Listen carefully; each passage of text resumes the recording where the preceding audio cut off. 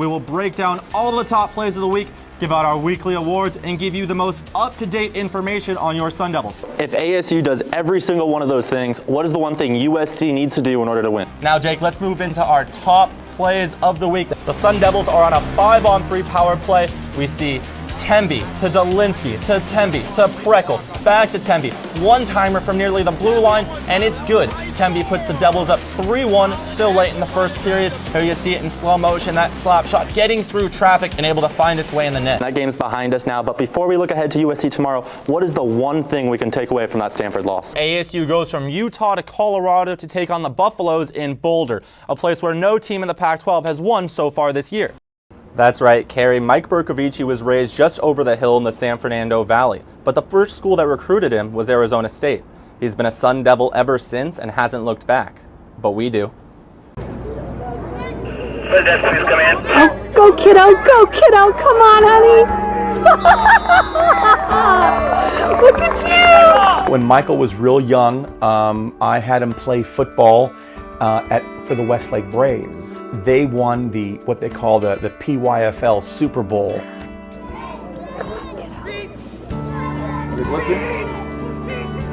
I was his offensive coordinator, but every time I'd call a play and we'd signal it from the sideline, he'd never call the play that I told him to because he was the manager. He knew what he wanted to do, and then he'd call whatever he wanted. And most of the time, his plays worked over mine. Me and my dad used to get in fights over what plays should be called and whatnot, and just waking up in the morning, having those 8 a.m. games, waking up, my dad would make me breakfast at 6 a.m., way too early to be up at 6 a.m. for being an 8-year-old or whatever the case is. But I know I'm a better play caller than my dad, but he'll never tell you that. Calabasas, California, the town that plays host to Justin Bieber, The Rock, and the Kardashians, is the same one that a certain ASU quarterback was born and raised in. With all of his material needs seemingly taken care of, what accounts for Mike Bercovici's ambition? When you give him something to study or to learn, he's like a sponge. He will continue to learn until he perfects it. And I don't care whether it's whether it's a football game, video games, checkers, chess. If you want to play him in checkers, you better watch out because he's going to study and learn the game so he can beat you every single time. Whether I'm playing pool or ping pong or whatever it is, I don't like losing. Whether it was ignoring his dad's play calls or pumping up his teammates, Michael played the role of vocal leader from the time he picked up a football. Number 2, Michael Bercovici with the touchdown. We would go to camps and there would be a kid that's 5 years older than him, and he'd get in their face and tell them what to do, like not shy in any way. Michael started his high school career at Westlake, but transferred to Taft High School 2 games into his junior season. He wasn't getting any playing time. It was the best moment in Michael's life.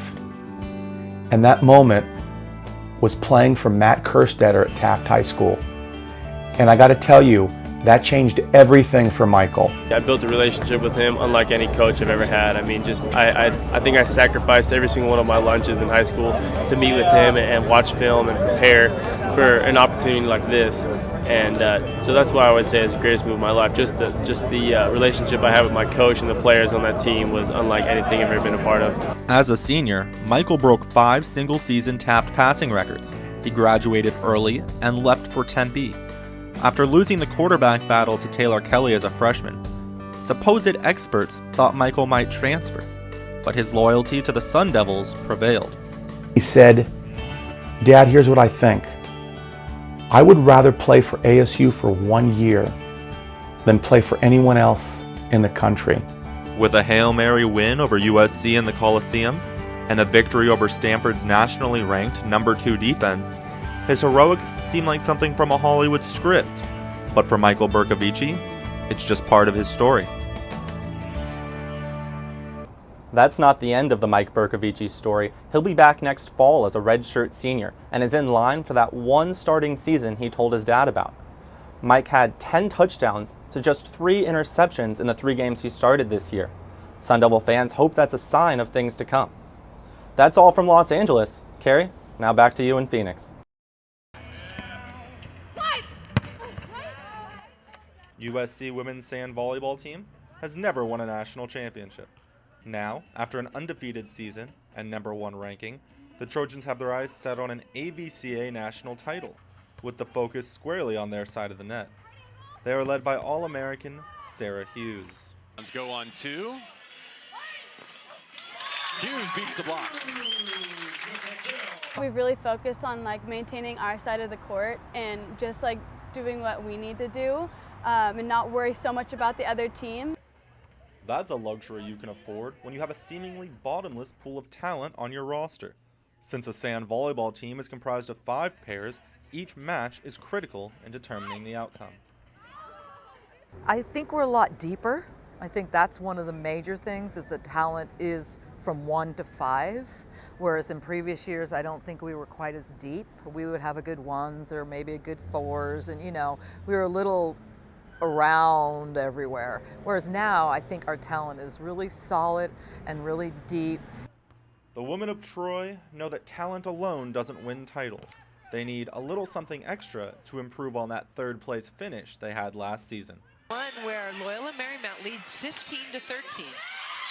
Beautiful deep middle serve delivered by Nicolette Martin. This year, we're a little bit more mentally tough than we were last year. We're having really good momentum going into the national championships. We've just been doing a really good job knowing what we need to do to get these wins. So I think that's just one thing that I think we're doing a little bit better than last year. This will be the final edition of the AVCAs before sand volleyball becomes a full-fledged NCAA sport with its own national tournament. But don't expect Coach Anna Collier to be sentimental. We don't really look at the prize. We always talk about growth, and we always talk about improvement, and we always talk about setting your standard as high as you can for what you can do. And we don't really talk about the national championship as maybe some other teams might.